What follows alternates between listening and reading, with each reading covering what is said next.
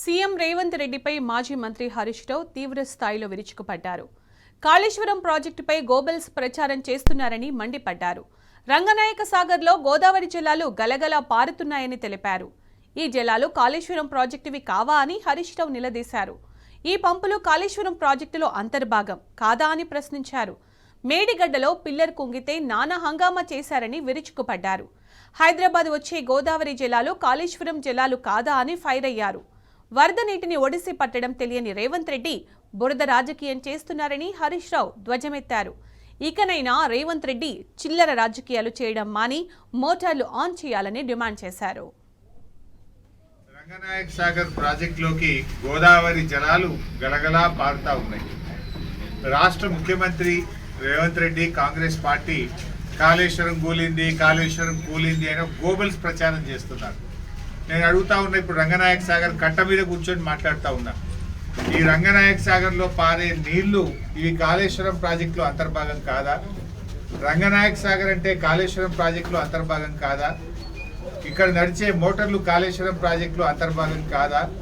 కాళేశ్వరం అంటే 3 బ్యారేజీలు, 15 రిజర్వాయర్లు, 19 పంప్ హౌజులు, 21 సబ్స్టేషన్లు, 203 కిలోమీటర్ల టనలు, 1531 కిలోమీటర్ల గ్రావిటీ కెనాలు, 98 కిలోమీటర్ల ప్రెషర్ మెయిన్. ఇదంతా కాళేశ్వరమే కదా. ఎక్కడో ఒక పిల్లర్కు పరవెడితే మొత్తం కాళేశ్వరం కూలింది అని ఒక గోబల్స్ ప్రచారం చేసి ఆ రోజు ప్రజలను కన్ఫ్యూజ్ చేసి రాజకీయంగా ఓట్లు పొందాలని అబద్ధాలు మాట్లాడుతున్నారు.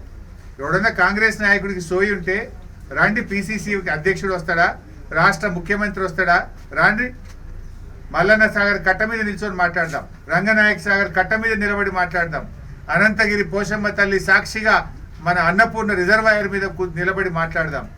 లేదు, కొండపోచమ్మ సాక్షిగా కొండపోచమ్మ రిజర్వాయర్ కట్ట మీద నిలబడి మాట్లాడదాం.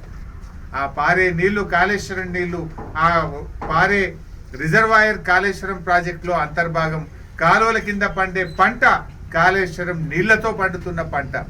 కానీ మీరు ఏదో కూలింది అని ప్రజల్ని కన్ఫ్యూజ్ చేసి ఇక్కడ నంబర్, ఈ ప్రాంత ప్రజల నంబర్. ఎందుకు అంటే వాళ్ళ కండ్ల ముందు రంగనాయక సాగర్ కనబడుతుంది, కండ్ల ముందు గోదావరి నీళ్లు కనబడుతున్నాయి.